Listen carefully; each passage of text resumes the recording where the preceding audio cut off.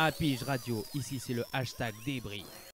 Salut à tous et bienvenue dans ce premier débrief de Apige Radio. On va débriefer le match OL ASS. Merci à vous d'être venus. Je vais vous présenter. On a en notre compagnie Lilian. Salut tout le monde. On a avec nous Esteban. Salut, salut. Et avec nous Joshua. Bonjour tout le monde. Donc Joshua qui nous montre un très large sourire. Alors, messieurs, aujourd'hui, on va débriefer le match de Lyon-Saint-Étienne qui a eu lieu dimanche soir à 21h au Groupama Stadium. Bon, ça n'a pas été une chouette soirée pour nous. Donc, on va commencer par les 3 points. Chacun, vous allez me dire un peu vos 3 points sur la soirée d'hier et sur l'ASS de manière générale. On va commencer par toi, Lilian. Moi, j'ai trouvé déjà le premier point une très bonne défense. J'étais surpris. J'étais surpris de Neyo aussi au milieu de terrain. Je l'ai trouvé vraiment bon. Et j'étais surpris de Lyon aussi, qui n'ont pas été bons tout le match, juste pendant 20 minutes. Ils ont fait leur effort et ils ont quand même gagné 2-1. Donc franchement, j'étais impressionné sur ça. Esteban, tes 3 points. Pour moi, c'est le gros match de Camara qui est hors de son poste, qui fait un très bon match sur le côté et qui s'est pas fait beaucoup passer, malgré qu'il se fasse un peu passer quand même sur le deuxième but où il se fait un peu bouffer par Kalimwende. Mais après, aussi, il y a le match incroyable de Niou qui a récupéré vraiment beaucoup de ballons, qui a bien avancé balle au pied. Et aussi, Bouanga qui loupe le penalty, enfin c'est un penalty à pas louper quoi. Joshua, excuse-moi.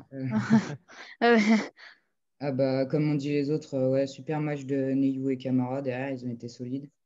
Et aussi, j'ai trouvé que Bouanga, il n'a pas été très bon, hein. Et Moulin aussi, il a fait un bon match pour moi. Ouais, je rejoins un peu moi sur mes 3 points. Donc mon premier point, ça serait les 70 premières minutes que je trouve très bonnes de Saint-Étienne. Un visage qui m'a intéressé en tout cas, que je n'avais pas vu depuis un moment. Mon deuxième point, je vais te rejoindre Joshua sur Bouanga. Pour moi, c'est penalty à pas louper. Là, celui-là, on ne doit pas le louper. Et mon troisième point, alors lui par contre, il est plutôt très très mauvais. C'est la série de défaites. On est à 6 matchs de suite sans victoire. Ça commence à faire beaucoup, je trouve, pour un début de saison. Bon, c'est bien, on a de quoi pas mal discuter. Donc, on va commencer à débattre par déjà, est-ce que c'est un résultat mérité? Clairement pas. Parce que pendant tout le match, ils les ont mangés de partout, sur les ballons, sur les contre-attaques. Et pendant un quart d'heure, Lyon ont fait leur match. Et nous, c'était là où on était le ventre mou un peu, on n'était pas bien bon. Et on s'est pris 2 buts et ça nous a punis. Ils ont mis un gros rythme dès le début. Après, à la fin, ils étaient un peu fatigués. Donc, c'est pour ça, je pense qu'ils ont pris les 2 buts. Ouais, on en reparlera. On parlera un peu de la gestion Puel à la fin de la rubrique. Ouais, le résultat, il est pour moi pas mérité, hein. Il ne mérite pas la défaite. Par contre, je sais pas, je ne suis pas vraiment à dire qu'il méritait la victoire. Tout simplement parce qu'il y a ce ventre mou, comme tu dis, à la 70e minute. Là, pendant une quinzaine de minutes, ils se font complètement manger. Et pour moi, comme ça se passe, ça doit pas arriver. J'ai trouvé que c'était vraiment. Voilà, on s'est fait manger pendant 15 minutes. Et surtout, on a un vrai problème offensif. Je ne sais pas ce que vous en pensez, mais moi, je ne comprends pas au niveau offensif de Saint-Étienne. Donc je disais que offensivement, je trouve que on a joué nos coups, on a essayé vraiment de tout donner et que Aouchi, je l'ai trouvé très intéressant et il percutait sur le côté. Il a fait plusieurs bons centres qui n'ont pas abouti, mais j'ai trouvé qu'il était très intéressant.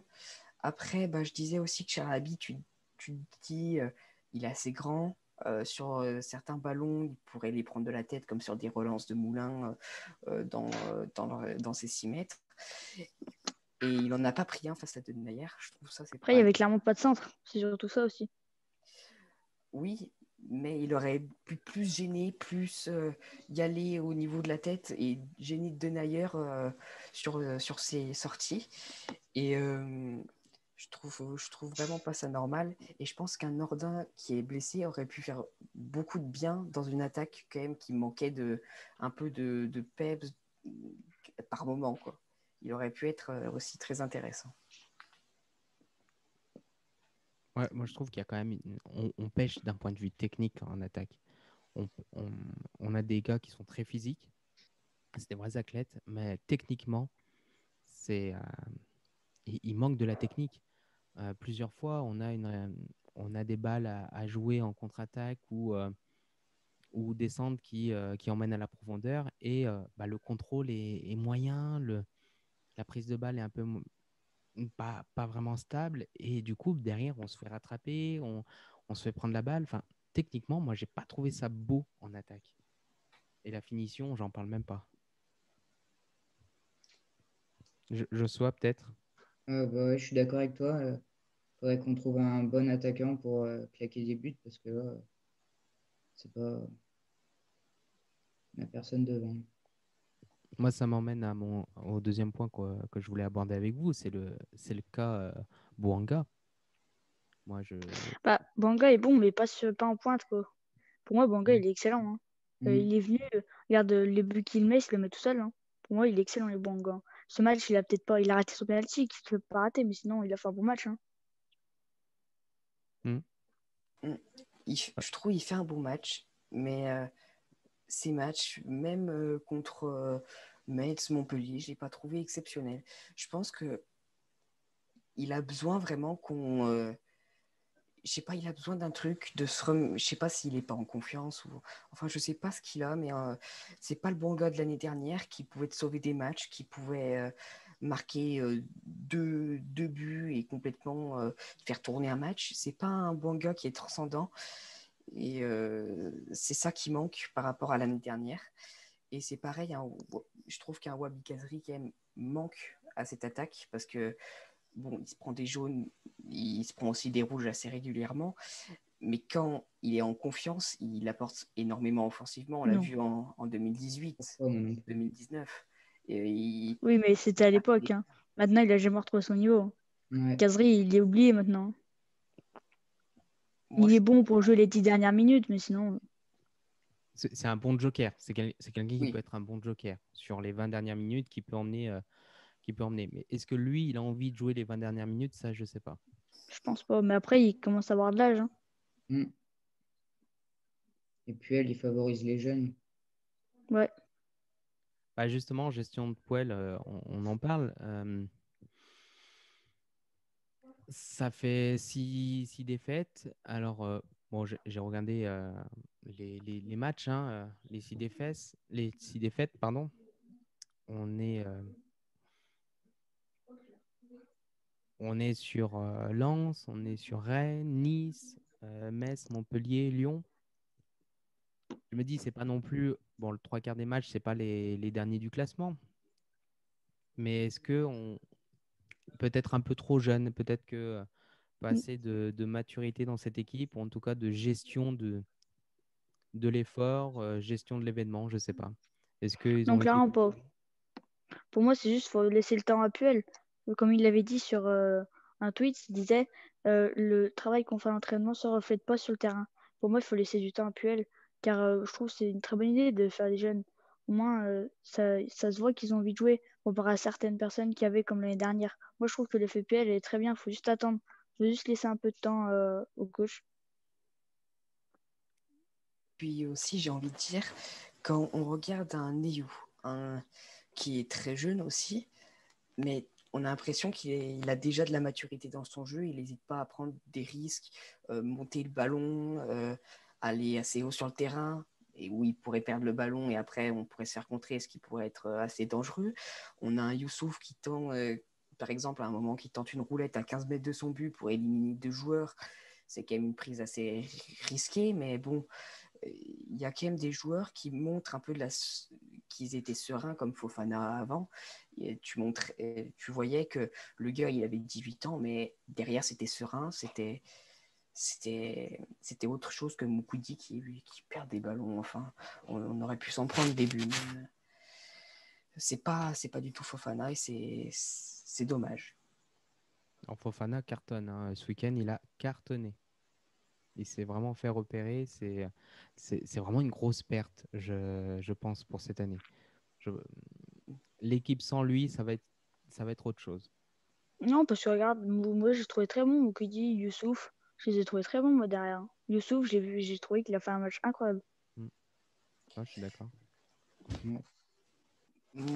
Moi, je trouve que Camara a fait un très bon match derrière. Ouais, Il n'y a Camara, rien à oui. dire. Il n'y a rien à dire. Mais franchement, Moukoudi, j'ai du mal parce que il montre pas qu'il est serein derrière. Il balance des gros ballons devant.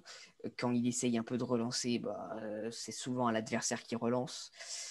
Il montre pas de la sérénité, alors que il y a un Colo à côté. Quand il est dans son match, il peut en montrer, mais c'est pas non plus irréprochable. Et puis Moukoudi, on le voit sur la perte de balle où il se fait prendre à 2 par Memphis et je sais plus qui, et Awar, et qu'après c'est Moulin qui fait l'exploit de l'arrêter en face à face.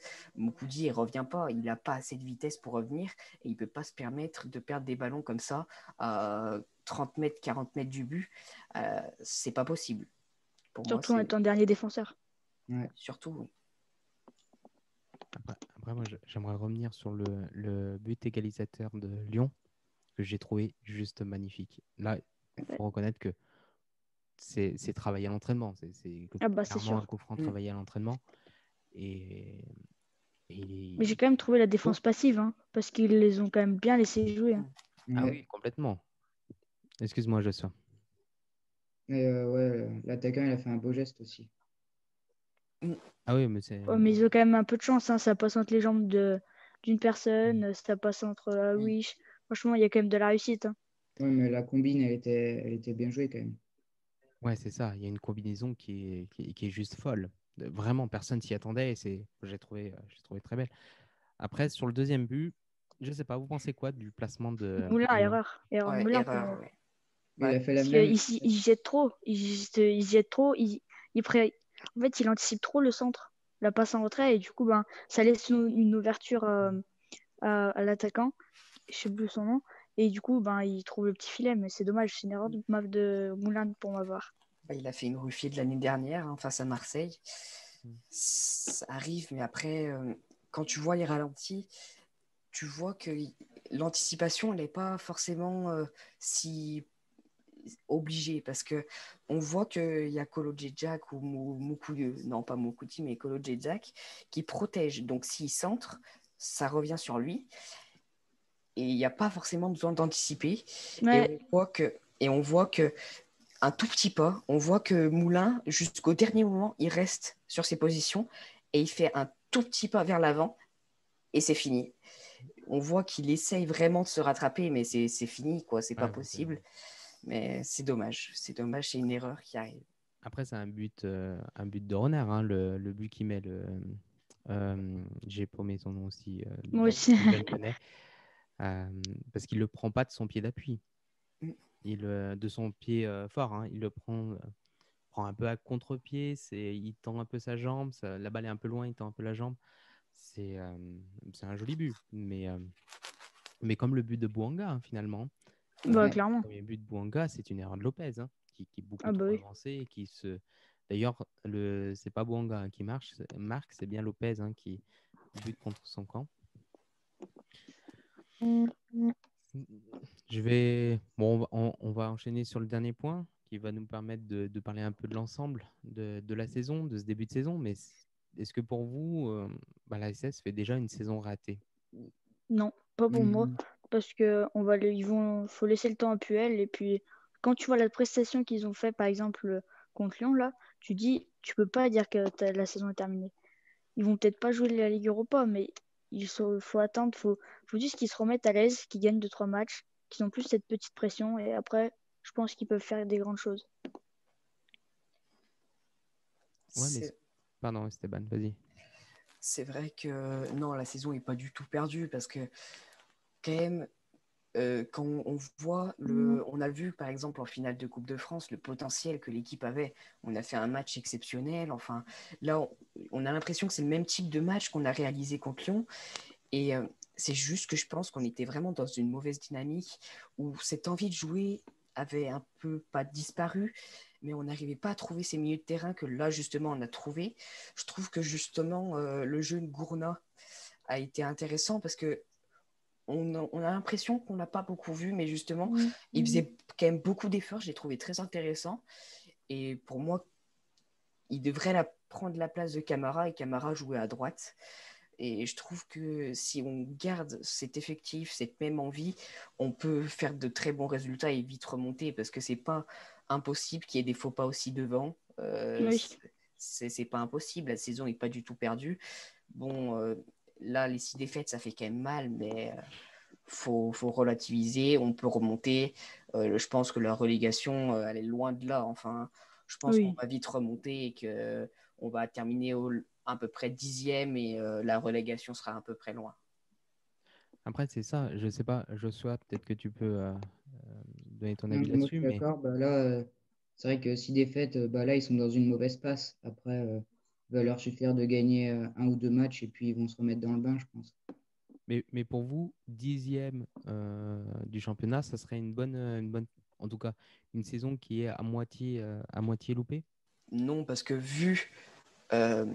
quand on voit l'effectif comme ils ont joué contre Lyon, tu te dis, il y a vraiment quelque chose. Enfin, tu te dis, franchement, on pourrait faire beaucoup mieux que cette 10e place avec l'effectif qu'on a. Oui, les jeunes, oui, il y aura des erreurs dans la saison.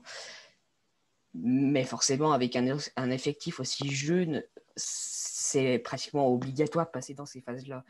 Et une 10e place, je pense que ce serait vraiment pas décevant, mais pas loin, parce que tu sais que tu peux aller jouer quand même des bonnes places en Ligue Europa, et c'est ça qui va être dommage, et qu'on va regretter à cause de ces phases, quoi. C'est dommage. Après, comme j'ai dit avant, il peut toujours arriver des faux pas devant, qui peut aussi jouer en notre faveur. Après, moi, je me pose la question, justement, par rapport à cette jeunesse, moi, je veux bien laisser l'année à poil pour faire quelque chose avec cette équipe pour l'année prochaine. Par contre, il faut que les joueurs restent l'année prochaine.